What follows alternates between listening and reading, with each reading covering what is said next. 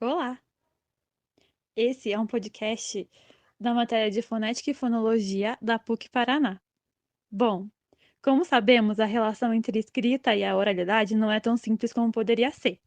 Apesar de compartilharem muitas características, suas diferenças são notórias, já que não escrevemos como falamos e não falamos como escrevemos.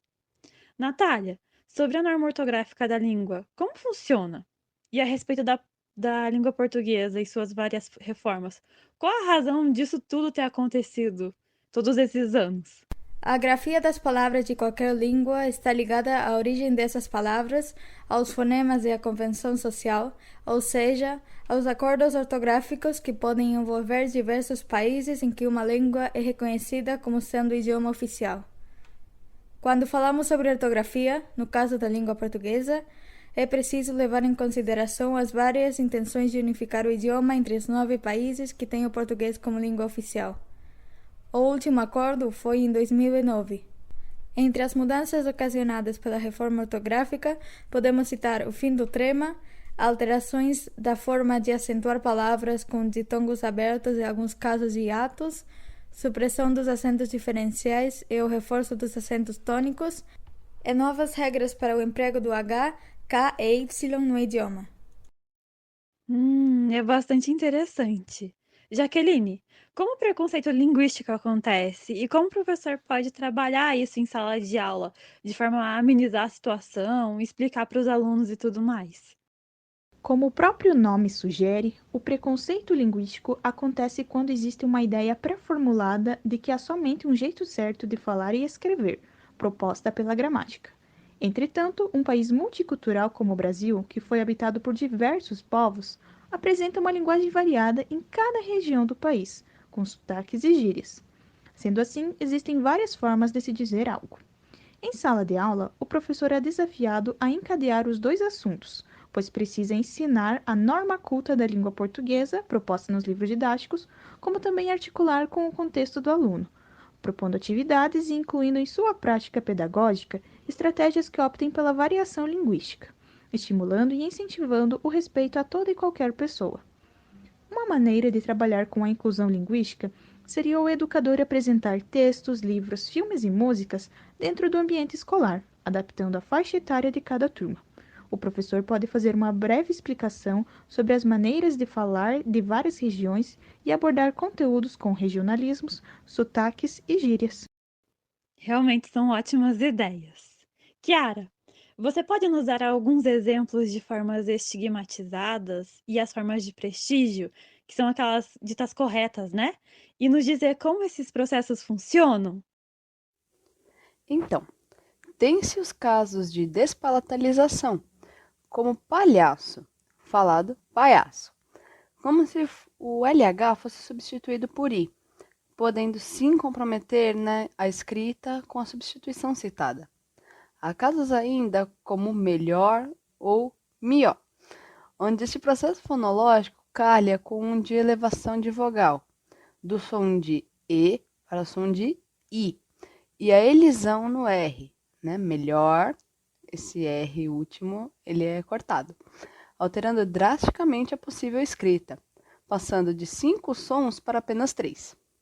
Nessa junção de processos ainda temos mendigo, ou mindingo, onde ocorre a nasalização do I e a elevação de vogal no EM, ou seja, mindingo, o EM vai virar IN, e a nasalização do segundo I, o INGO.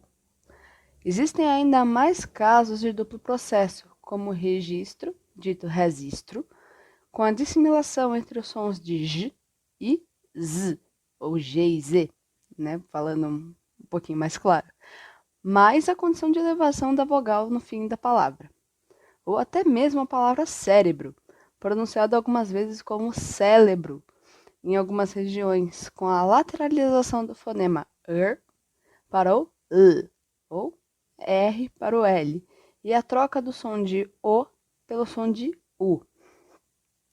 Há ainda alguns outros exemplos, como arrancar, do arrancar, onde ocorre a elisão do A do começo e do R do final.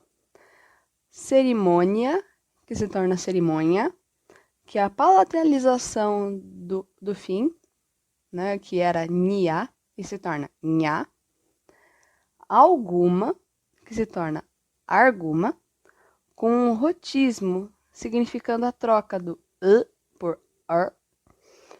Iogurte, que era iogurte, sendo exemplo de metástase, ou seja, a troca da sílaba do som do né, do iogurte, se torna iogurte, o som de troca de sílaba.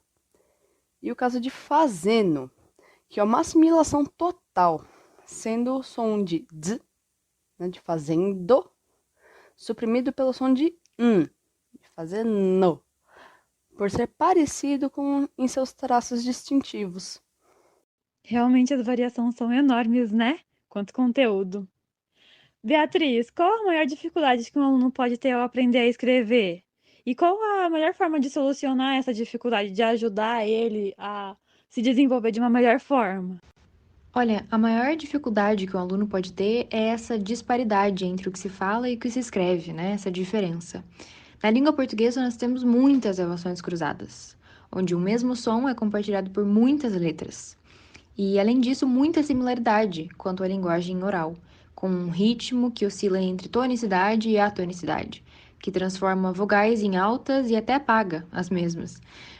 Então, a melhor solução seria apresentar, assim que o aluno tiver uma maturidade linguística, os porquês das palavras serem escritas assim e também deixar bem claro que tá tudo bem manter a sua herança linguística, mas que a linguagem escrita, se for fiel ao oral, pode gerar alguns erros e inconsistências ortográficas, sim. Bom, de verdade é um conteúdo que gera bastante assunto, não é mesmo? Ainda mais o preconceito linguístico, que acontece bastante em várias regiões do Brasil e tudo mais, por conta dessas diferenças. Bom, muito obrigada. E aqui termina o nosso podcast.